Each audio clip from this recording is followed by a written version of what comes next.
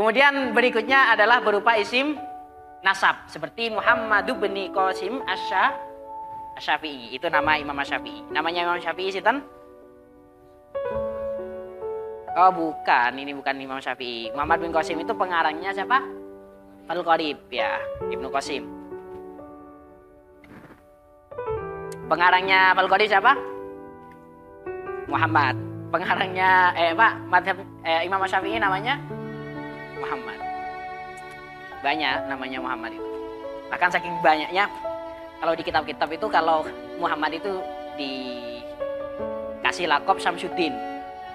Syamsuddin itu jenengan kalau lihat di kitab kemudian ada Syamsuddin, itu Syamsuddin bukan nama aslinya, tapi nama aslinya adalah Muhammad. Kalau jenengan buka kitab kemudian ada di sana Syihabuddin, maka Syihabuddin itu bukan nama aslinya. Nama aslinya adalah Ahmad. Kenapa kok sampai dikasih lakob? Karena kebanyakan. Jadi kan ada yang suka sejarahnya Al-Fatih. Siapa Al-Fatih? Siapa namanya Al-Fatih? Muhammad Al-Fatih ya. Muhammad Khan Mehmed II. Muhammad Al-Fatih itu memiliki guru. Siapa namanya gurunya beliau? Aki Syamsuddin ya. Ak Syamsuddin. Ak Syamsuddin itu bukan nama aslinya. Syamsuddin itu, ingat, kalau ada Syamsuddin maka nama aslinya adalah Muhammad. Nah, termasuk ya pokoknya jenengan kalau menemukan di sejarah dimanapun kemudian ada Syamsuddin, kecuali belakangan ini ya, kalau belakangan ini ya namanya memang Syamsuddin. Kalau dulu itu Syamsuddin itu berarti nama aslinya adalah Muhammad. Paham itu? Oke. Berupa isim nasab. Isim nasab Asy-Syafi'iyu. Kang Bongso, apa isim nasab itu? Isim nasab itu apa?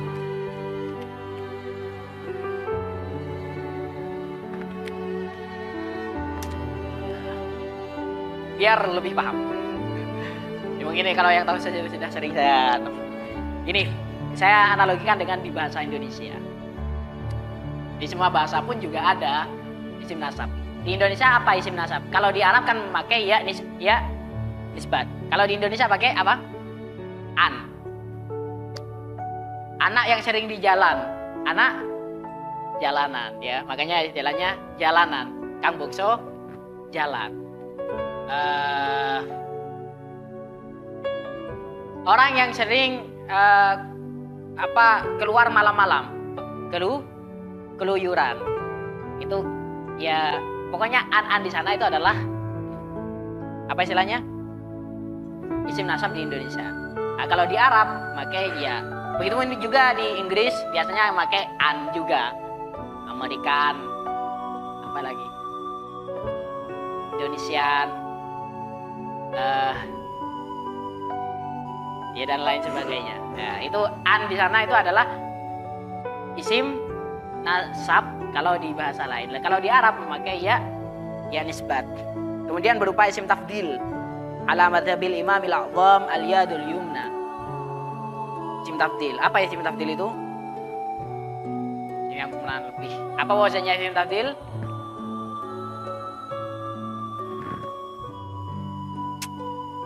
Oke. Ada isim tafdil yang khair itu isim tafdil apa enggak? Syar itu isim tafdil apa enggak? Tapi kemana alimnya? Saya ada kisah lucu saya waktu apa ngajar anak-anak 5 hari bisa baca kitab itu. Dia masih nol besar, nol banget. Ada kalimat fiil. Saya tanya, ini kalimat apa? Kalimat isim. Apa tandanya? Al. Mana alnya? Alnya dibuang. Mana ada al dibuang?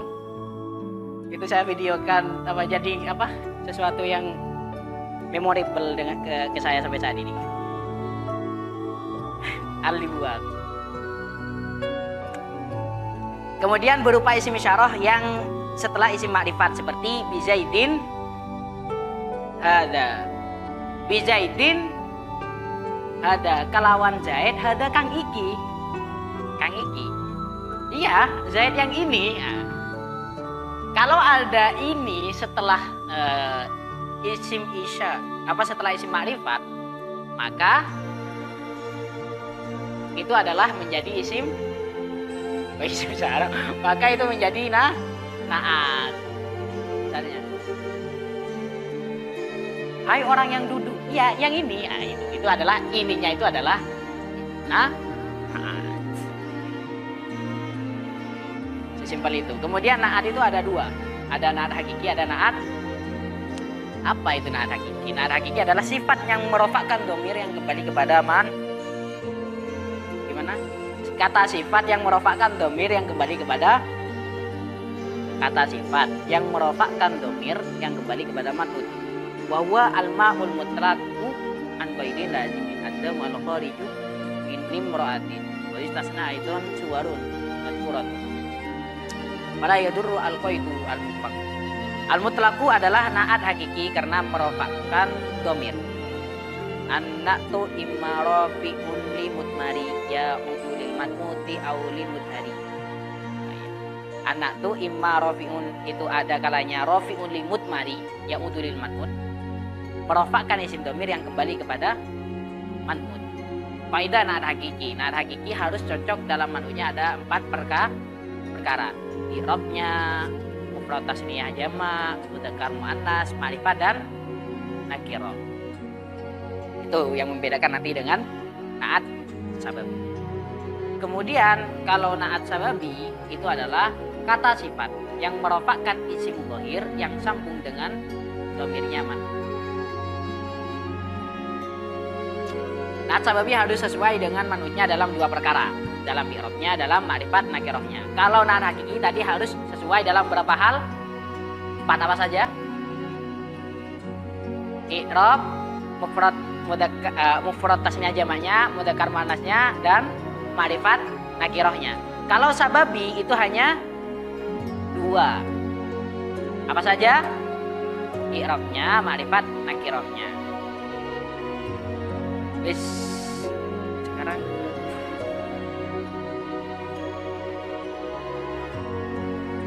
jam 6.48. Ini yang tosus 6 orang. Siapa ini?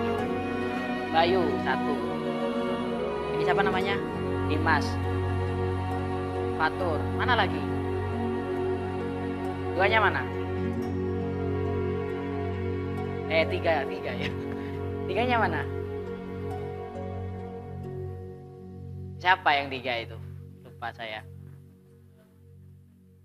Hah? Kemana itu? Garo.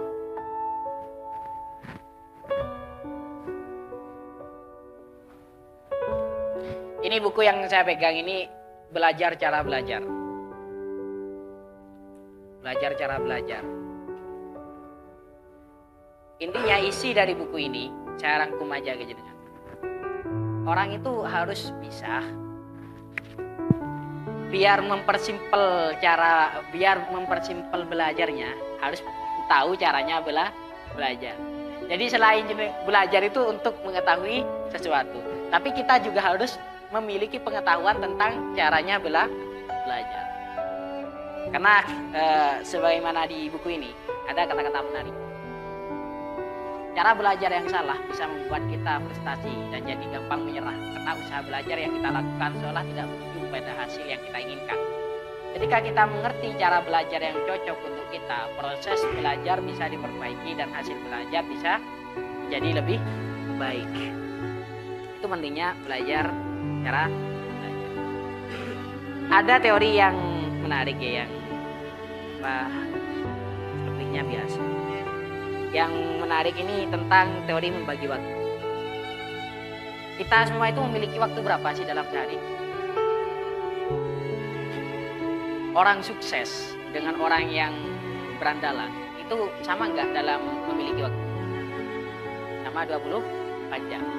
Bedanya mereka itu hanya bisa mengatur,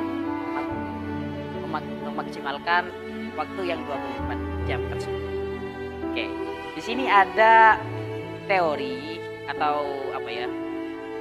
Gimana namanya? teori tentang waktu yang cara pembagian waktu itu bagaimana. Di sini ada.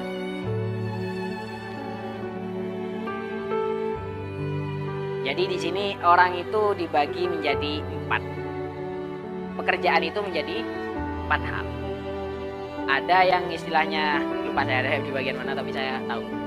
Jadi pekerjaan itu ada 4. Aktivitas itu ada 4. Ada yang penting dan darurat. Ada yang penting tidak darurat. Ada yang tidak penting tapi darurat.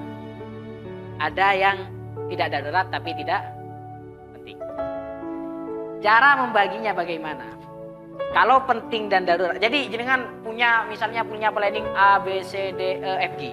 Misalnya saya punya, saya sekarang harus saya sekarang harus masuk sekolah. Saya sekarang harus jalan olahraga. Saya sekarang harus menghafalkan. Saya sekarang harus bermain game. Saya sekarang harus gini.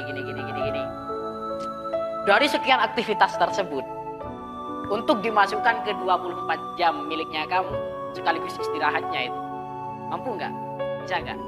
Amburadul kata. Makanya kita harus memilah 4 aktivitas tersebut. Memilah sekian aktivitas tersebut dikategorikan menjadi 4 kategori tadi itu. Mana yang penting dan darurat, mana yang penting tidak darurat, mana yang tidak penting tapi darurat, mana yang tidak penting dan tidak darurat. Hah? Oke, bro.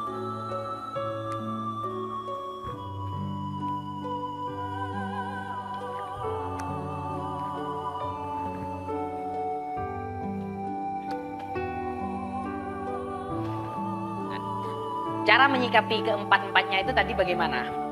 Kalau penting darurat maka lakukanlah. Maksudnya darurat gini ya.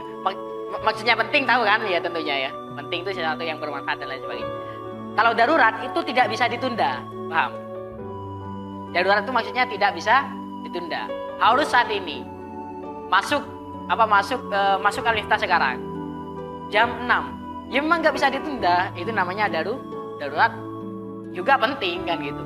Nah, kalau penting dan darurat, maka hal yang harus kita lakukan adalah lakukan segera. Kalau ada hal penting tapi tidak darurat, maka itu cara kita melakukannya harus menjadwal. Jadi ada hal penting tapi tidak harus dilakukan ketika itu, maka kita jadwal. Ada hal tidak penting tapi darurat, maka kita kata di buku ini, karena ini memang untuk orang-orang istilahnya orang sibuk lah orang. Maka itu diwakilkan. Ada sesuatu yang tidak penting, ada acara misalnya nggak penting, kehadiran dia dengan ketidakhadirannya nggak masalah. Tapi nggak bisa ditunda kan namanya acara. Wakilkan. Itu namanya sesuatu yang tidak darurat, sesuatu yang tidak penting tapi darurat. Kemudian sesuatu yang tidak darurat, tidak penting, ya maka tinggalkan. Itu adalah konsep dalam membagi waktu. Tinggal mulai saat ini ya tinggal aktivitas jenengan tinggal dibagi kayak gitu. Hanya nongkrong, makan, belajar, hafal atau apa itu semuanya dipilah menjadi 4 kategori tadi. Masuk ke yang mana? Maka saat dipilah jangan tahu caranya untuk menyikapi aktivitas tersebut.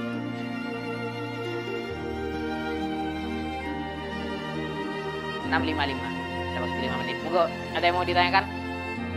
Bebas.